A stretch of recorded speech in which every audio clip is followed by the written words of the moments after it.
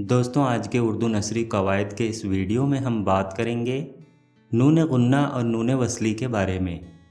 सबसे पहले समझते हैं कि नून गुन्ना किसे कहते हैं।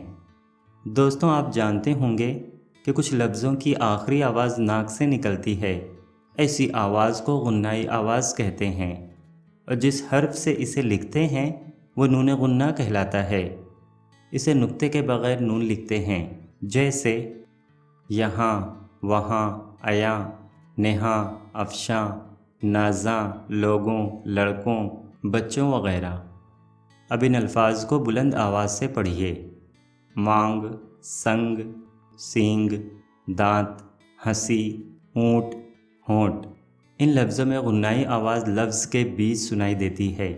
ऐसे लफ्ज़ों को लिखते वक्त नून तो लिखा जाता है, मगर उस पर ये अलामत बनाते हैं, जैसे। अब आगे बढ़ते हैं और जानते हैं कि नून वसली किसे कहते हैं। कुछ अल्फाज में नून की आवाज़ नून के बाद आने वाले हर्फ की आवाज़ से मिल जाती है। ऐसे नून को नून वसली कहा जाता है।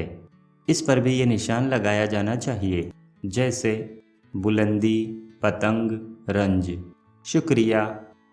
दोस्तों, मैं उम्मीद करता हूँ कि नून गुन्ना और नून वसली के बारे में आपको ज़रूर समझ में आ गया होगा।